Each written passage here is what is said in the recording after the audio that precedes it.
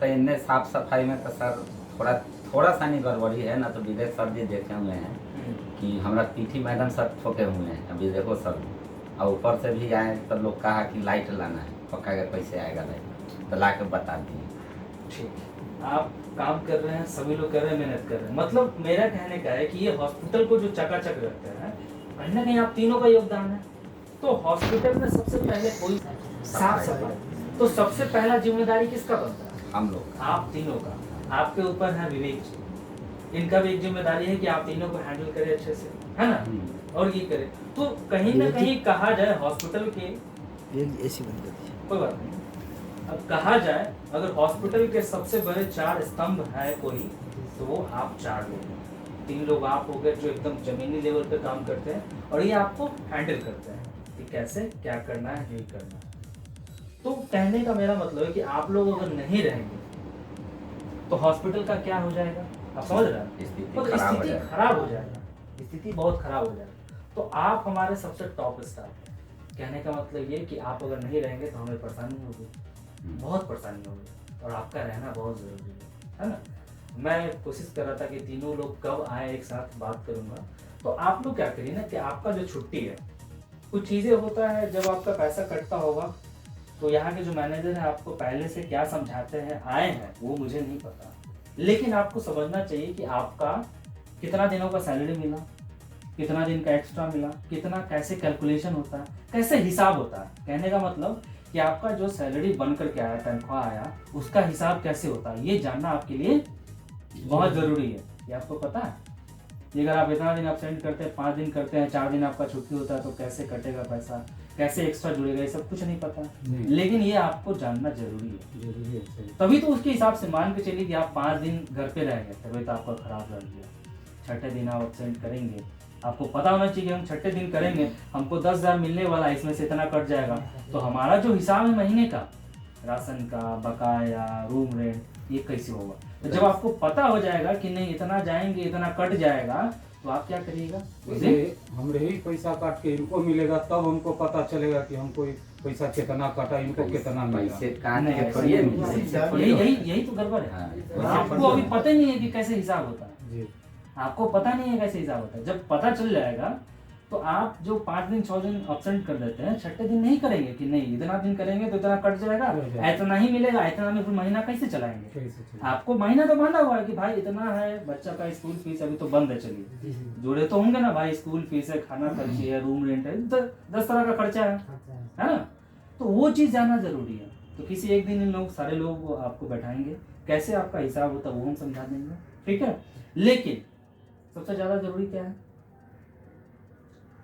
अपना स्वास्थ्य का ख्याल रखिए, दूसरा जो परिवार है उनका, और तीसरा जो आपको जिम्मेदारी दी गई है वो बहुत ज़रूरी है। क्योंकि आप 4 लोग अगर नहीं रहेंगे तो फिर हमें बहुत दिक्कत होगी, हमें पर्सनली, हमको नहीं, हमारे हॉस्पिटल को, हम भी एक परिवार है इस हॉस्पिटल के। सर कम से कम 2 आदमी के प्रेजेंट में रहना जरूरी है। अगर मान के चलिए अगर हमारा तबीयत खराब गया तो 2 आदमी के रहना जरूरी है। एक चीज और, अगर इनको तबीयत खराब हो गया तो हमको 2 आदमी के रहना जरूरी है। एक चीज और, आप जो 3 लोग हैं जी, आपस में अपना जो है कोऑर्डिनेशन बना करके रखिए कि हाँ जैसे किचन जी आज मैं नहीं हूँ, आप 3 लोग 2 लोग मैनेज करिए। लेकिन अगर आप में अगर ये एकजुटता नहीं है, एकजुटता नहीं है जितेंद्र जी, अगर आप तीनों में एकजुटता नहीं है तो फिर परेशानी आप ही लोग को, हम ही लोग का बढ़ जाएगा। तो एकजुटता सबसे ज्यादा जरूरी है। आपस में सब लोग कहीं ना कहीं अपने बाल बच्चा परिवार के लिए कमा खा रहे हैं, तो एकजुटता बहुत जरूरी है, बना करके। अरे 4 आदमी सर जी हम सब रहे तो नाच के ना काम है, तो क्या है बोलू, हम बीच में भी बोली भी देख सर जी के कि अकेला हम वहीं करते रहो इसका काम, 100 आदमी के कहिए काम करने के लिए अच्छा रहेगा।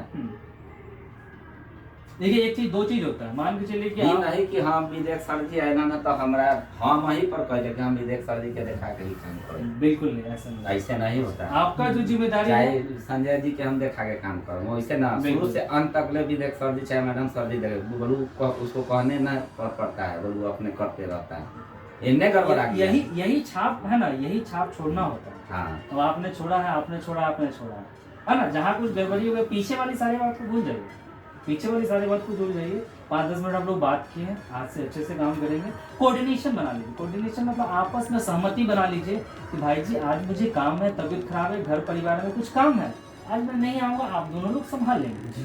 विवेक जी को इन्फॉर्म कर दीजिए, फिर हम लोग करेंगे। यही तो चीज़ है। सर आए हैं, मैडम है, उनकी नज़र में लगना चाहिए कि नहीं चका। जो पेशेंट सबसे पहले ज़्यादा जरूरी क्या है, हमारा जो पेशेंट है वो हमारे क्या है, वही तो सब कुछ है ना। पेशेंट आएंगे तो हमारा इनकम होगा, और वही इनकम कंपनी होगा, कंपनी को इनकम होगा तभी तो हम लोग को डिस्ट्रीब्यूट करेगी ना। बिल्कुल वही बात होती है। आप कंपनी के लिए सोचिए, कंपनी आपके लिए सोचिए, है ना। समझे जितेंद्र जी?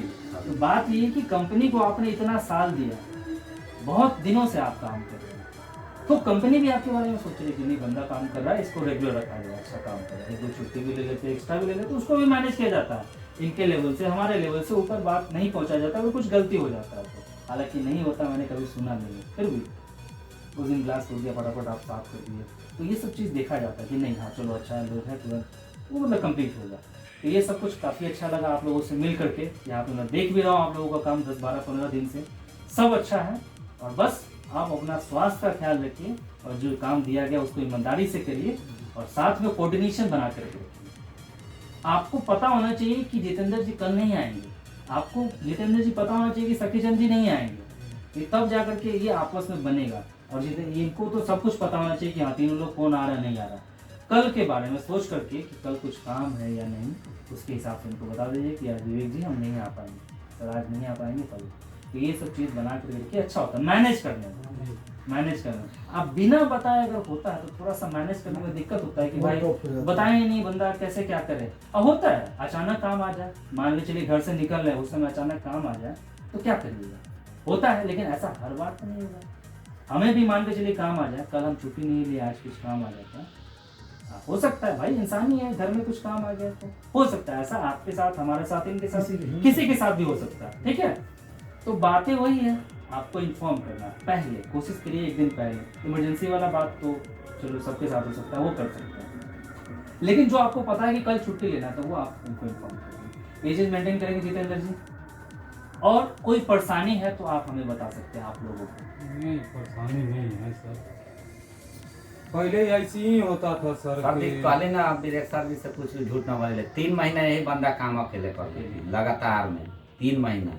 तब बताइए 3 महीना नहीं था, कोई नहीं छूटा। पहले होता था सर, मानना तो पड़ेगा ना कि भाई अकेले हॉस्पिटल संभाले हैं सर। पहले इसी तरीका से होता था कि जैसे कि अगर छुट्टी लेना है हमको, चाहे जितेंद्र भाई ये तो नया आए तो आए, बाद में हम लोग से बाद में आए, तो हम चाहे जितेंद्र भाई रहते थे, एक और लेडीज रहती थी, तो उन लोग से हम लोग पहले छुट्टी लेते थे, तो पहले हम लोग अपना मैनेज कर लेते थे कि हाँ सर जितेंद्र भाई आज तोरा कै गो छुट्टी है। अब मैनेज क्यों नहीं होता? हाँ सुनिए ना सर, हम बोलते थे इनको, बोलते थे हम बोलते थे इनको कि जितेंद्र भाई इस महीना में तोरा 4 गो छुट्टी पड़ लो, 5 गो छुट्टी पड़, बस ये हमको भी जोड़ के बताते थे कि संजय भाई तोरो 4 गो शनिचर पड़ लो। हमको लगता है कि बीच का जो गिला शिकवा है उसको खत्म से कर 4